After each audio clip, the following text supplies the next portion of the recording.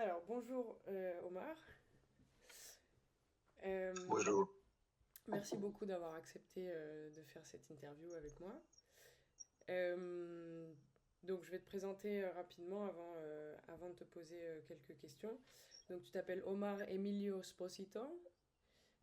Tu es argentin et professeur d'espagnol, poète, traducteur et co-directeur de la maison Reflet de Lettres, qui est une maison Oui. d'édition de poésie. Euh, et donc on va surtout parler de ton métier de professeur et d'enseignant à l'université. Donc, comme première question, je voulais te demander depuis quand est-ce que tu habites en France, quand est-ce que tu as commencé à travailler comme professeur à l'université et quels examens, quelles formations tu as suivi pour commencer ce métier. Bon, d'abord, je suis d'origine argentine. Je suis toujours argentin, bien sûr, mais franco-argentin parce que j'ai eu la nationalité française en 85, donc ça fait déjà un bail. Donc, je suis aussi, bien sûr, j'ai la nationalité française qui m'a permis de passer les concours ici d'opposition, entre autres. Je suis arrivé en 78 en France. Et je ne parlais pas les français. Je suis arrivé un peu par hasard parce que j'ai voyagé en Europe. Je voulais d'ailleurs, j'étais, je, je faisais route vers l'Angleterre et finalement je suis tombé à Grenoble. Et là, il y a eu un enchaînement de situations qui m'ont mené à rester là. Et j'avais à l'époque 22 ans. Je me suis inscrit à l'université. J'ai repris mes études que j'avais commencées en Argentine. Et voilà, et donc j'ai fait mes études universitaires à Grenoble. Et j'ai fait linguistique, enfin j'ai fait un parallèle à l'époque ça s'appelait un DUG et d'espagnol, puis une Mhm. licence et une maîtrise et deux DEA. Et parallèlement donc à mes études d'espagnol, j'ai fait des études, une licence et un DEA aussi linguistique. J'ai aussi un deuxième DEA de littérature comparée. Ok. Et j'ai commencé ma carrière professionnelle, on va dire, en tant que professeur après avoir exercé des petits boulots pendant que j'étais étudiant. Et j'ai commencé par travailler dans des écoles privées. Et ensuite, en 1992, j'ai passé d'abord le CAPES. Donc là, j'ai intégré l'éducation nationale en tant que professeur certifié. Mais j'ai continué à essayer donc de passer la grecque parce que j'avais préparé les deux. J'ai obtenu les CAPES mais pas la grecque. Et donc, au bout des 4 essais quand même, j'ai eu la grecque externe, donc celle qu'on appelle la grecque d'université. Et j'ai continué un petit peu dans l'enseignement secondaire. Et après, j'ai obtenu un poste,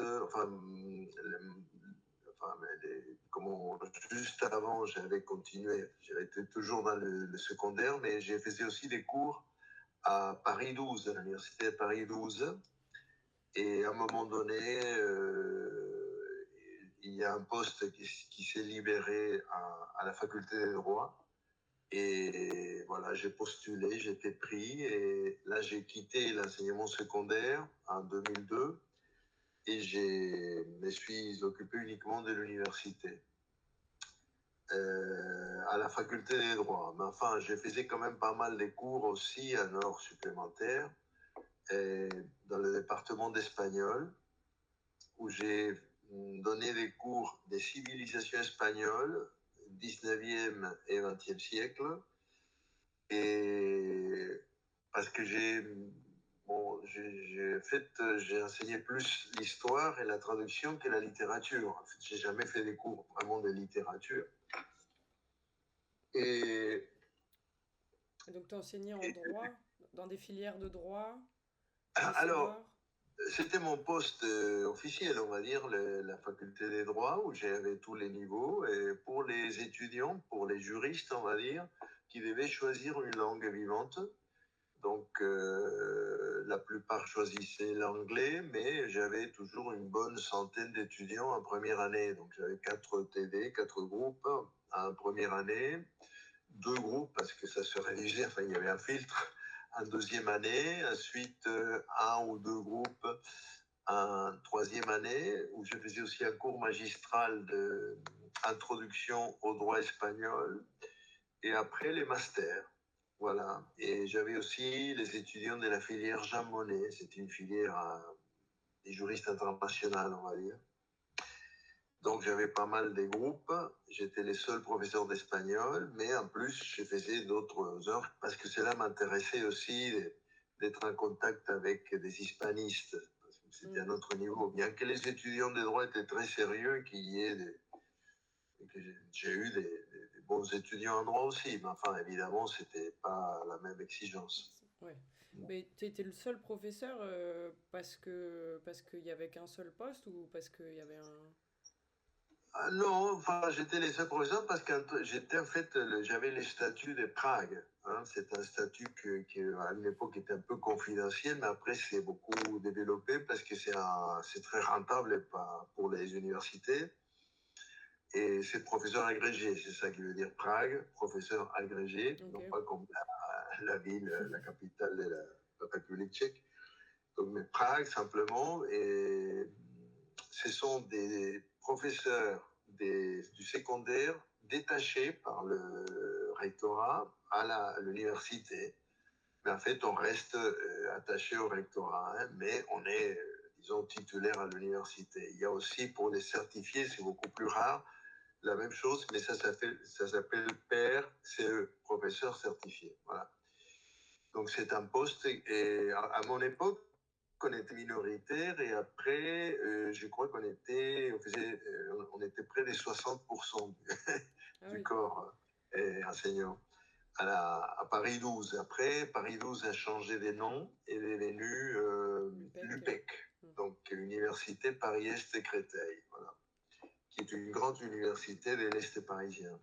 Oui, j'y suis passée rapidement. Voilà. Euh, et donc, d'enseigner l'espagnol dans des filières assez différentes, est-ce que tu as dû t'adapter? Est-ce que tu avais d'autres formations qui t'ont permis d'adapter tes cours à des filières comme celle du droit ou, Bah, oui, enfin, pour la traduction, j'ai toujours eu le goût de la traduction, donc puis enfin, on m'a proposé des cours parce que j'imagine que j'étais bon. J'ai préparé même les étudiants pour les concours, CAPES Agrég, on avait des bons résultats. Et, enfin, ils étaient mutualisés avec les troisième années en espagnol, donc et civilisation espagnole, c'est-à-dire histoire, hein, parce que j'ai toujours aimé l'histoire.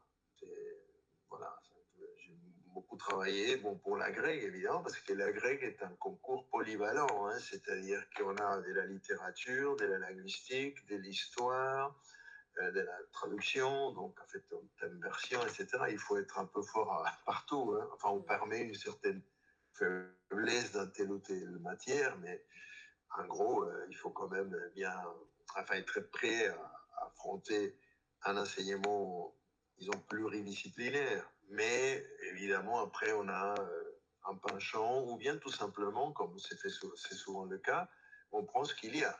Alors moi, quand j'ai pris mon poste en droit, c'est parce que ce poste s'est libéré. S'il y avait eu un poste dans le département d'espagnol, je l'aurais fait. Mais bon, finalement, comme j'ai dû préparer tout un programme en droit pour donc l'espagnol pour les juristes, et avec donc une introduction à tout ce qui était institution espagnole. Et je faisais un semestre Espagne, un semestre Amérique latine. Donc, ok.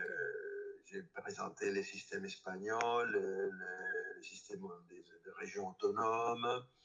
Bien sûr, on parlait on démarrait avec la Deuxième République, enfin, la guerre civile, le franquisme, puis la transition, hein, donc l'époque des transitions entre la mort des Franco, et assez rapide d'ailleurs, et la constitution actuelle, la monarchie, la constitution de 1978, qui est toujours au jour, hein, et actuelle, et ensuite l'Amérique latine avec les problématiques, enfin bon, d'abord les modèles républicains et fédéral pour les grands pays comme l'Argentine ou le Mexique par exemple, et les problèmes, on va dire, enfin, je faisais un petit parcours de l'indépendance, comment ces républiques se sont créées difficilement, et jusqu'à nos jours, et les problèmes actuels aussi, c'est-à-dire, ce sont des démocraties en général, mais fragiles, menacées par tous ces cartels des drogues, la corruption, et des militaires souvent avec des ambitions politiques, des putschs militaires. Bon, aujourd'hui, c'est plus à l'ordre du jour, mais enfin, on a eu quand même des années où il y a eu pas mal de putschs, parfois sanglants. Enfin, toutes ces thématiques, je faisais des livrets avec des textes et des questions pour guider les étudiants, et on en parlait, ils prenaient la parole parce qu'ils agissaient aussi enfin, je présentais un peu, mais après, c'est eux qui prenaient la parole, je les faisais intervenir, etc. Et on animait comme ça les TD. Et j'avais un cours magistral en troisième année où je faisais, au premier semestre, je faisais histoire du droit colonial espagnol, à l'époque de la colonie, ce qui intéressait beaucoup les étudiants. Et au deuxième semestre, j'ai présenté donc l'Amérique latine, disons, dans ses aspects plus historiques, oui. Ok. Donc oui, ça t'a demandé quand même d'approfondir peut-être dans certains domaines qui n'étaient pas... Qui étaient... J'ai dû m'auto-former Ouais, voilà. en droit espagnol, bien sûr. Bon, il ne s'agissait pas des cours pour spécialistes, hein. Je ne suis pas juriste, mais enfin, bon, ça suffisait largement Ok. par rapport à ce que les étudiants à l'université demandaient de moi, hein. Voilà. Et ça, j'ai fait ça pendant 22 ans jusqu'à ma retraite il y a un an et demi. Ok. Quand j'étais arrivé à la limite de l'âge, disons, accepté dans la fonction publique, qui est des 67 ans. Ok. Voilà. Et donc en parallèle de ta carrière en tant que professeur, tu es également poète, écrivain.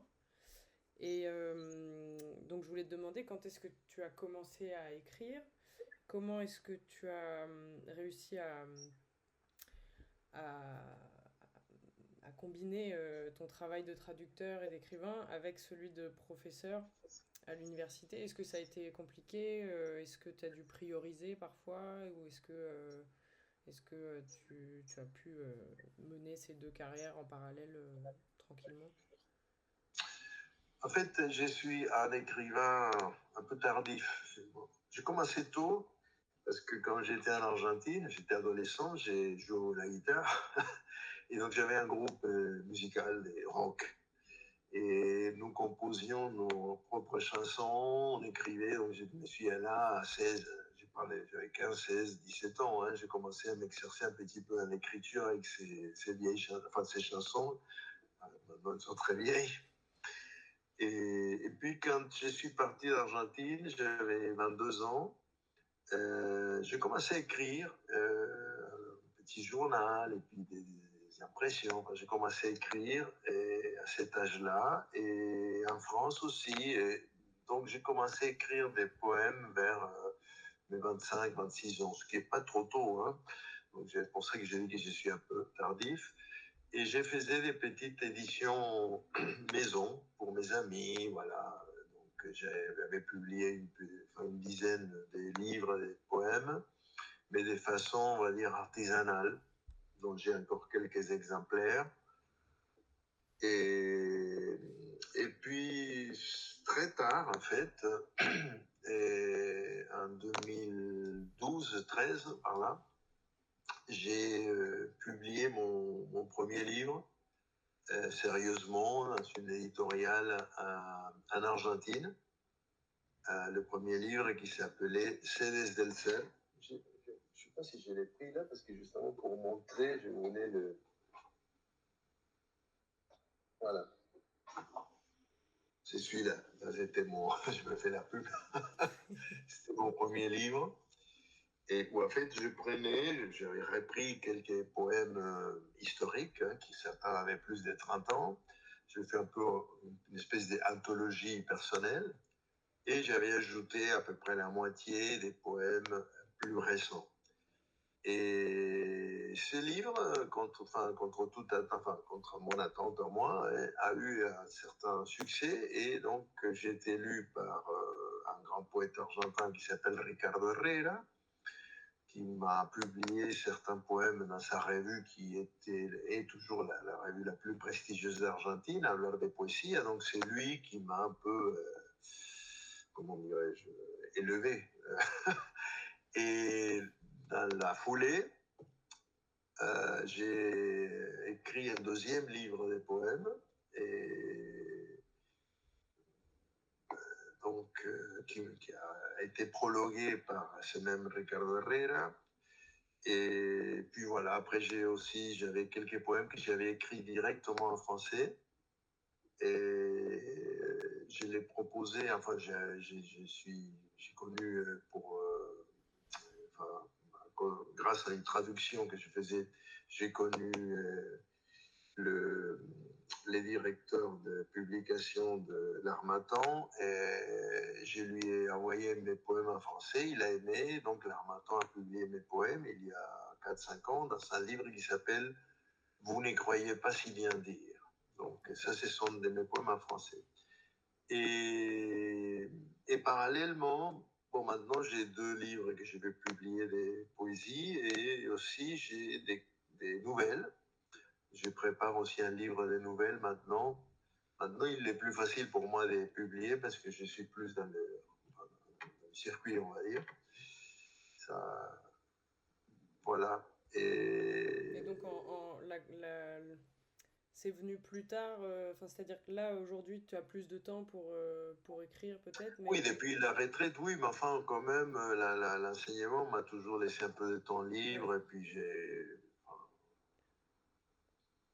fait ça dans les moments, enfin avant, le week-end, le soir, etc. Aujourd'hui, j'ai un peu plus de temps, c'est vrai, mais aussi la traduction. La traduction m'a ouvert beaucoup de portes, j'ai connu pas mal de gens, et c'est un autre métier et où on disparaît un peu, on n'est pas en première ligne, mais c'est très plaisant parce que c'est une vraie création. D'ailleurs, beaucoup de poètes mettent quelques-unes de leurs traductions, s'ils sont traducteurs aussi, dans les anthologies personnelles.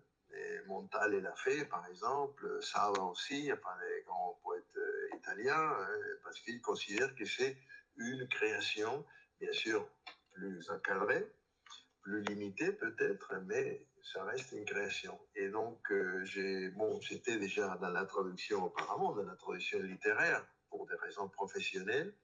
Et après, j'ai commencé en 2001-2002 à publier mes traductions. Souvent, c'était des commandes, parfois des projets à moi, à tel ou tel auteur argentin, poète en général, que j'aimais, que je voulais introduire. Mais enfin, c'est un autre métier, mais qui me passionne. Et parfois, je me sens plus libre en tant que traducteur qu'en tant que poète. En tant que poète, on est toujours en première ligne, ça te fait un peu égo, alors que les traducteurs est un peu dans l'ombre. Voilà. Mais c'est un autre métier, mais qui forme beaucoup aussi pour ceux qui souhaitent écrire leur propre œuvre. Voilà. Et par contre, oui, en général, j'ai traduit de la poésie, sauf 2 livres de contes que j'ai fait en 2001-2002, Contes du Maghreb et Contes de la Savane, qui sont des traductions de livres des Jean Musy. Voilà. Le reste, sinon, j'ai traduit Jean-Michel Molpois, Christine Cadio, et Henri Michaud, et Antonin Artaud, bref, vers l'espagnol, et j'ai traduit aussi de l'espagnol vers le français. Ricardo Herrera, Enrique Solinas, enfin, d'autres. Et voilà. Ok. Et juste une petite parenthèse, mais tu as dit que tu avais commencé pour des raisons professionnelles. Est-ce que du coup, tu avais besoin de... Est-ce que le travail en tant que professeur à l'université, c'était pas suffisant pour toi? Est-ce que la traduction, c'était aussi un moyen de mieux vivre ou c'était purement par passion et... Ah non, aujourd'hui, enfin, en poésie, on ne gagnait pas d'argent. Hein, Ok. j'ai fait tout de façon bénévole, c'était pas pour gagner de l'argent. Il y a une phrase qui est un peu prétentieuse, mais résume bien la situation. Et on écrit des romans pour gagner sa vie, on écrit de la poésie pour la gloire. Et aujourd'hui, y compris même des poètes très, très importants en France, n'arrivent pas à vivre de la vente des livres. Donc il faut faire autre chose. En Ouais. général, on enseigne. La plupart sont des enseignants. Et même des romanciers, hein, c'est pas facile. Un romancier comme par exemple Jérôme Ferrari, hein, qui est assez reconnu ici en France et qui, j'imagine, qu'il vend pas mal de livres. Il est professeur universitaire. Et rares sont vraiment les auteurs. Les romanciers, c'est un peu plus facile. Après, bon, on peut écrire aussi des scénarios pour le cinéma, pour la télé, bon, d'autres choses. Mais en poésie, quand même, je ne crois pas qu'il y ait des gens qui vivent uniquement de ça. Ok. À une époque, peut-être, mais enfin, ils n'ont jamais été très riches, les poètes. Hein. Oui, oui, Quand je pense aux classiques, sauf si c'était des familles déjà riches, mais oui. Ouais, les Verlaine, les Rimbaud, etc., n'étaient pas des gens qui vivaient beaucoup, enfin bien de la vente des livres. ouais. Et donc dans ton métier de professeur, comment est-ce que tu décrirais l'évolution du système universitaire, du système scolaire et des programmes, des étudiants depuis que tu es enseignant en France comment est-ce que Bon, tu dirais que ça évolue? malheureusement, je vais être un peu pessimiste et sévère. J'ai connu l'université en tant qu'étudiant dans les fins des années 70, à l'époque du Giscard, et on a connu aussi 81, la victoire de la gauche. C'était des années magnifiques. Bon, j'étais jeune aussi, on voit toujours la vie en rose quand on est plus vieux, mais bon, par rapport à notre jeunesse. On a une nostalgie de la jeunesse. Mais franchement, l'université à cette époque-là, en tout cas à Grenoble, mais je pense qu'ailleurs aussi, était un espace de liberté très dynamique. Il y avait des débats, des mouvements, et, bon, des polémiques, etc. Bon. Et je trouve qu'avec les années, bien sûr, c'est mon expérience, hein, mais l'université s'est un petit peu sclérosée. Et je ne sais pas quelles sont les raisons, mais je ne le vois plus comme un espace de liberté, mais comme en fait une machine bon, qui forme des jeunes qui ne sont pas non plus extrêmement inquiets, qui ne sont pas, comment dirais-je, moteurs. Il faut souvent les pousser. Et il y a quelques-uns, bien sûr, qui travaillent bien et qui réussissent et c'est un plaisir de travailler avec eux, mais l'ensemble est un peu poussif. Je trouve aussi que l'université en général et les corps enseignants est resté un peu accroché aux années 70, 80, et idéologiquement, je veux dire. Et qu'elle a du mal à s'adapter au temps nouveau et bon, relativiser aussi. Et côté un peu idéologique. Et je trouve qu'en fait, c'est devenu plus ennuyeux, et y compris entre collègues. Je me rappelle qu'au début, il y avait une ambiance, etc. Après, c'était pas, enfin, les contacts n'étaient pas extraordinaires. Je parle bien sûr de l'UPEC, hein, parce que je n'ai enseigné que là. Enfin, j'ai enseigné aussi quelques années, mais quelques heures. Je faisais 4 heures par semaine, et à l'école polytechnique à Palaiseau. Et c'était intéressant, comme c'était un autre public, hein, c'était vraiment l'élite, on va dire. Et j'ai fait ça pendant 3 ans. Mais enfin, après, j'ai laissé tomber parce qu'aller à Palaiseau, c'était un peu long.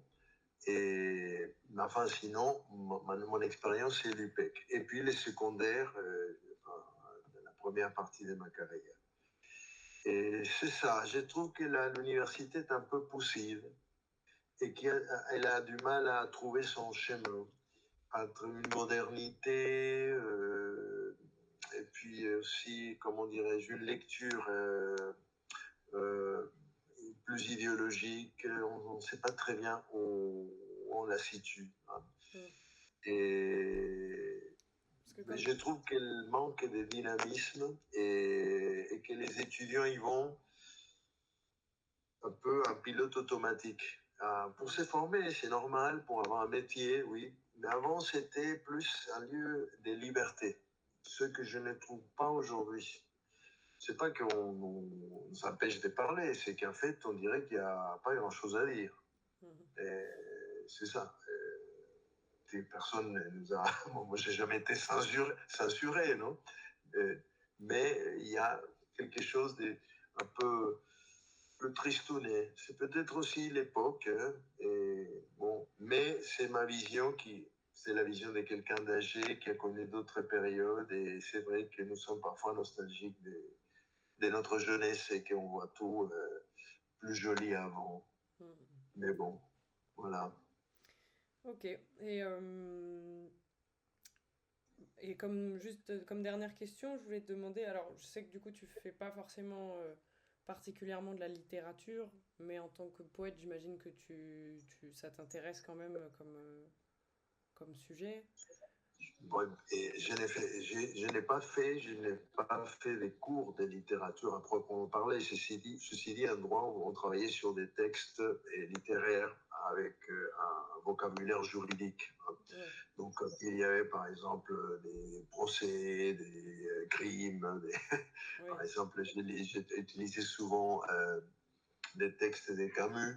L'étranger, Ouais. c'était parfait pour moi parce que il est donc Meursault est face à un juge parce qu'il a commis un crime. Ouais. Et ça, c'était parfait parce que c'était une structure facile, simple, et c'était toujours extrêmement intéressant comme phénomène d'étudier cet homme face à un juge ou à la justice en général. Et donc là, j'ai parlé un petit peu de littérature parce que j'adore la littérature. De toute façon, quand on écrit, et bon, je lis beaucoup de littérature, bien sûr, mais en tant qu'éditeur aussi, je publie d'autres gens, puisque je suis co-directeur des Reflets des Lettres en France. Et donc la littérature occupe la première place de mes occupations et de mes intérêts, hein. Et je pense que c'est lui qui écrit, est un littéraire. Ceci dit, j'avais un poète ami, un Argentin, qui est mort déjà, Attilio Jorge Castelpoggi, il s'appelait, d'origine italienne, comme beaucoup d'Argentins, dont moi, à l'origine.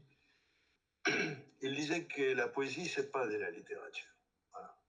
Alors, bon, ça se discute, et que dans la poésie, il y avait autre chose qui n'était pas uniquement littérature, qui n'était pas uniquement écriture, mais musique, etc., etc.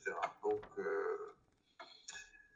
musique, quelque chose qui va au-delà de ce qui est rationnel et ce qui est visible.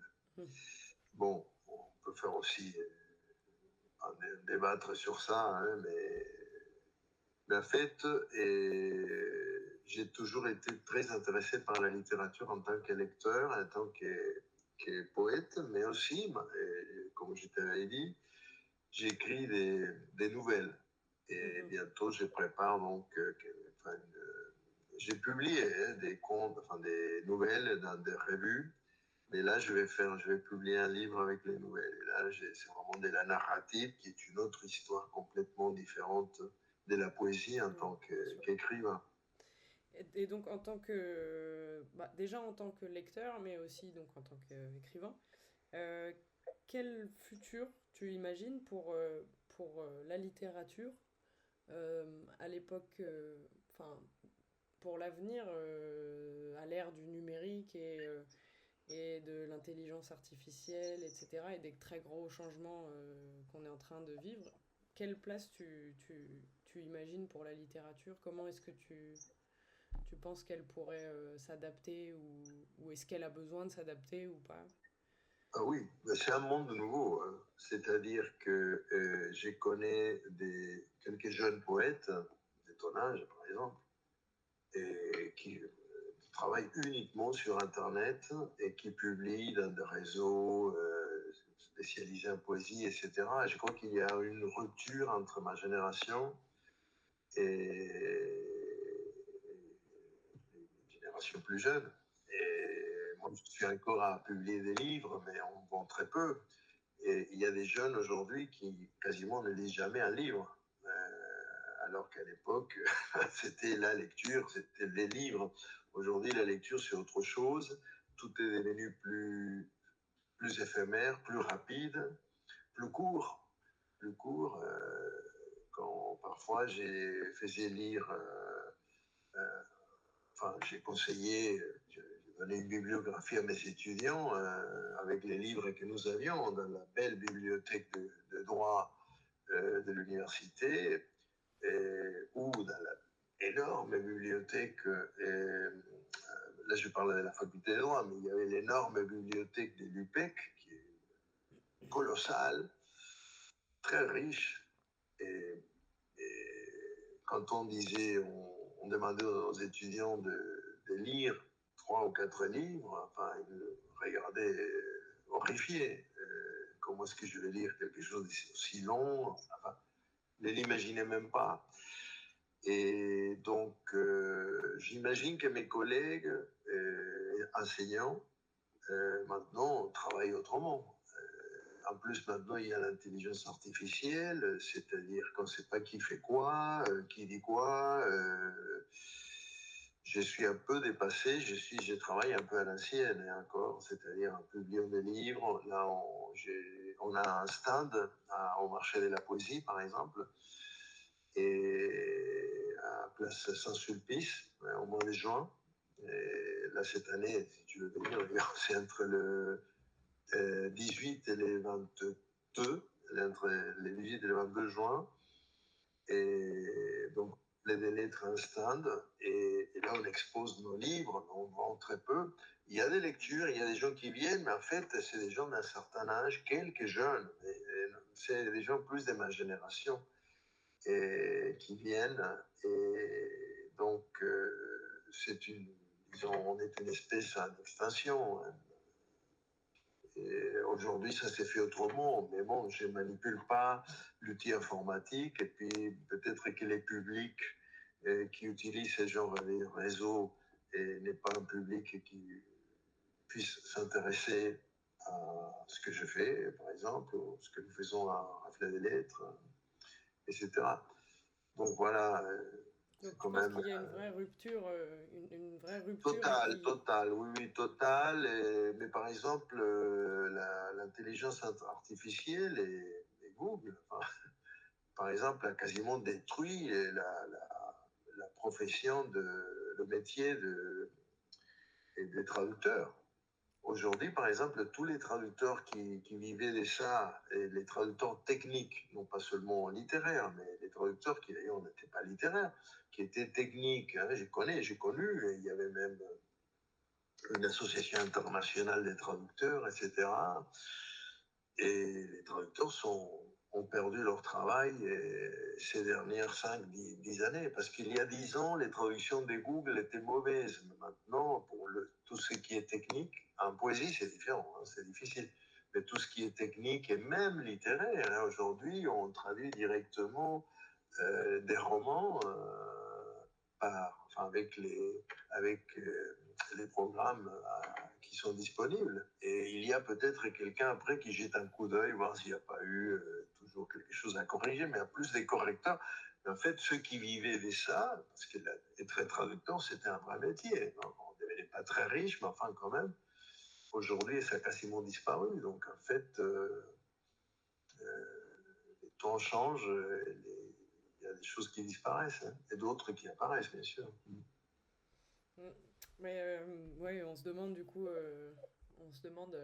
en cours enfin, que va devenir ou comment va se transformer la littérature, si elle va se transformer et si elle va Bah, survivre à ces elle se changements. transforme parce qu'il y a une littérature sur Internet, mais c'est plus court, c'est autre chose, par d'autres réseaux, et puis en général, c'est gratuit, c'est pas payant. Donc, Mm. en fait, on vend très peu de livres.